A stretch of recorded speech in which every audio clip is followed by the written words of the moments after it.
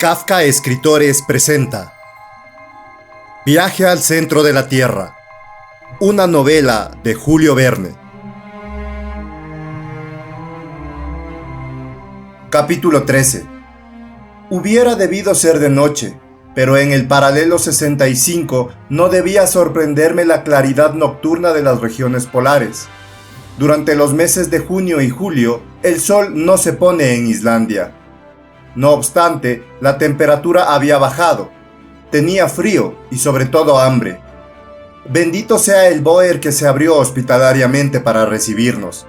Era la casa de un campesino, pero en cuanto a hospitalidad valía tanto como la de un rey. A nuestra llegada, el dueño de la casa vino a estrecharnos la mano y, sin más ceremonia, nos hizo señas de seguirle. En efecto, seguirle, porque acompañarle hubiera sido imposible. Un pasaje largo, estrecho y oscuro daba acceso a un habitáculo construido con vigas descuadradas apenas y permitía llegar a cada una de las habitaciones. Estas eran 4: la cocina, el taller de tejer, la babstofa, dormitorio de la familia, y, la mejor de todas, la habitación de los forasteros.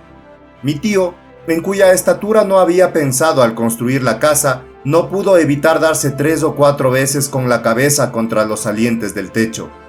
Nos llevaron a nuestra habitación, especie de gran sala con suelo de tierra apisonada e iluminada con una ventana cuyos cristales estaban formados por membranas de cordero bastante poco transparentes. Las camas eran de forraje seco esparcido sobre 2 cuadros de madera pintados de rojo y adornados con sentencias islandesas. Era realmente confortable, a no ser porque en aquella casa reinaba un fuerte olor a pescado seco, a carne macerada y a leche agria que estaba bastante mal a mi olfato. Cuando hubimos dejado a un lado nuestros arreos de viaje, se dejó oír la voz del anfitrión invitándonos a pasar a la cocina, única pieza donde se hacía fuego, incluso cuando el frío era más intenso. Mi tío se apresuró a obedecer aquella orden amistosa. Yo le seguí. La chimenea de la cocina era de un modelo antiguo. En medio de la habitación una piedra servía de hogar. En el techo un agujero por el que salía el humo. La cocina servía también de comedor. Al entrar, el anfitrión nos saludó como si aún no nos hubiera visto con la palabra Sælbertu, que significa sean felices, y vino a besarnos en la mejilla. Su mujer, que se mantenía a su lado, pronunció las mismas palabras acompañadas de idéntico ceremonial. Luego, ambos esposos se inclinaron profundamente, poniendo su mano derecha sobre el corazón. Debo decir que la islandesa era madre de 19 niños, todos los cuales, grandes y pequeños, pululaban entre las volutas de humo con que el ar inundaba la habitación. A cada momento se veía una cabecita rubia y algo melancólica salir de aquella niebla.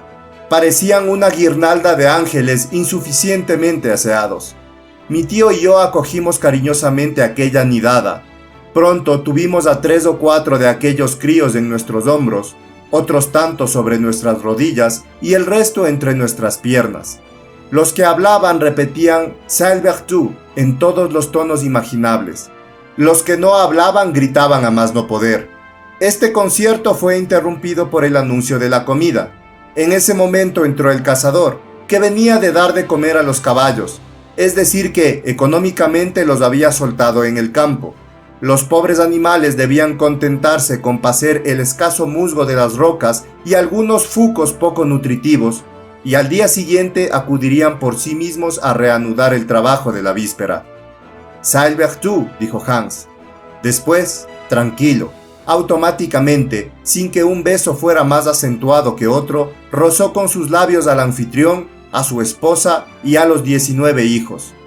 Acabada la ceremonia, nos sentamos a la mesa en número de 24 y por consiguiente, unos encima de otros, en el verdadero sentido de la expresión. Los más favorecidos no tenían más que 2 chiquillos en las rodillas. Sin embargo, a la llegada de la sopa, se hizo el silencio en aquel pequeño mundo, e incluso entre los críos recobró su imperio la taciturnidad natural. El anfitrión nos sirvió una sopa de líquen nada desagradable, luego un enorme trozo de pescado seco nadando en mantequilla rancia desde hacía 20 años, y por consiguiente, preferible a la mantequilla fresca, según las ideas gastronómicas de los islandeses. Con aquello había skyr, especie de leche cuajada acompañada de galleta sazonada con un jugo de bayas de enebro. Finalmente, como bebida, suero de leche con agua, llamado blanda en el país. Si ese singular alimento era bueno o no, es algo que no puedo juzgar. Tenía hambre y de postre engullí hasta la última gota de una espesa papilla de alforfón. Acabada la comida, los niños desaparecieron. Las personas mayores rodearon el hogar, donde ardía turba, brezo, estiércol de vaca y huesos de peces desecados. Luego, tras aquella toma de calor, los diversos grupos ganaron sus respectivos cuartos. La anfitriona, siguiendo la costumbre, se ofreció a quitarnos los calcetines y los pantalones. Pero ante una educadísima negativa por nuestra parte, no insistió y finalmente pude hacerme un ovillo en mi yacija de forraje.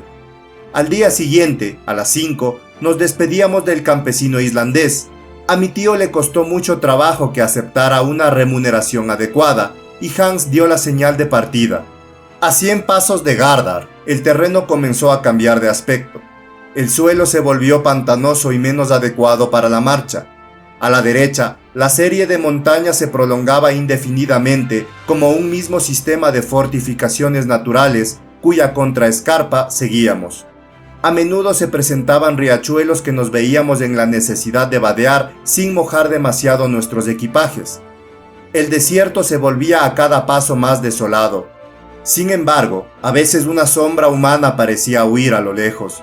Si las vueltas del camino nos acercaban inopinadamente a uno de aquellos espectros, yo experimentaba un malestar repentino a la vista de una cabeza hinchada, de piel reluciente, sin pelo y cubierta de llagas repugnantes que dejaban ver los desgarrones de miserables harapos.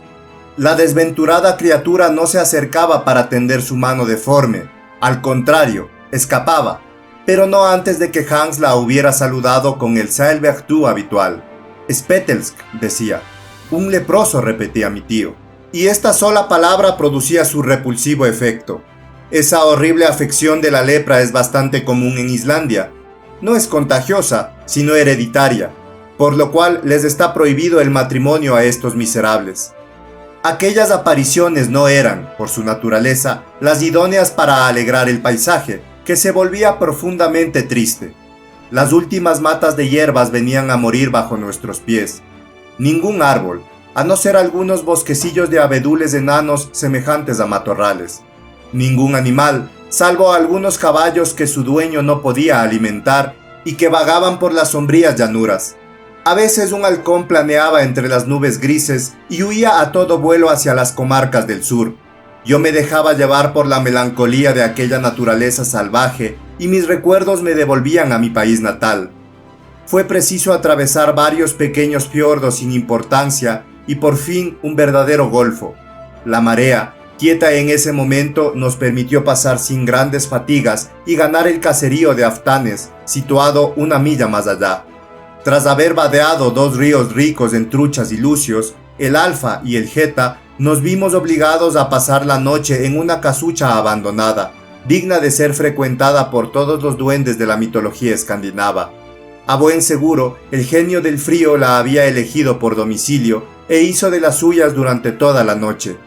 La jornada siguiente no ofreció ningún incidente particular. Siempre el mismo suelo pantanoso, igual uniformidad, exacta fisonomía triste. Al atardecer habíamos franqueado la mitad de la distancia a recorrer y dormimos en la anexia de Krossolf. El 19 de junio, un terreno de lava se extendió bajo nuestros pies durante una milla aproximadamente. Allí, esta disposición del suelo se llama hraun. La lava arrugada en la superficie adoptaba formas de cables tan pronto estirados como enrollados sobre sí mismos. Una inmensa corriente descendía de las montañas vecinas que en la actualidad eran volcanes apagados, pero de los que estos vestigios atestiguaban la violencia pasada. Sin embargo, algunas humaredas de fuentes termales se elevaban aquí y allá. No teníamos tiempo para observar estos fenómenos, había que seguir caminando.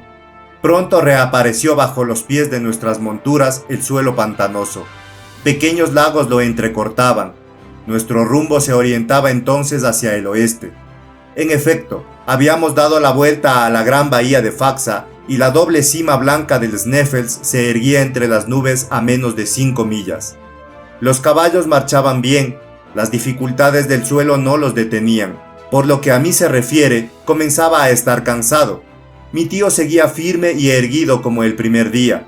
No tenía más remedio que mirarle, lo mismo que al cazador, que consideraba aquella expedición como un simple paseo.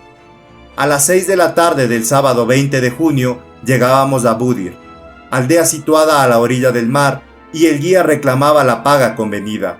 Mi tío se la abonó. Fue la familia misma de Hans, es decir, sus tíos y primos, la que nos ofreció hospitalidad. Fuimos bien recibidos, y en aquella casa me habría repuesto del cansancio del viaje sin abusar de la bondad de aquella gente. Pero mi tío, que no tenía que reponerse de nada, no lo entendía así, y al día siguiente hubo que montar de nuevo sobre nuestras buenas bestias. El suelo se resentía de la vecindad de la montaña, cuyas raíces de granito salían de la tierra como las de una vieja encina. Rodeábamos la inmensa base del volcán. El profesor no lo perdía de vista. Gesticulaba, parecía desafiarle y decir: «Ese es el gigante que voy a domar». Finalmente, tras 4 horas de marcha, los caballos se detuvieron por sí mismos a la puerta del presbiterio de Stapi. Fin del capítulo 13. Viaje al centro de la Tierra.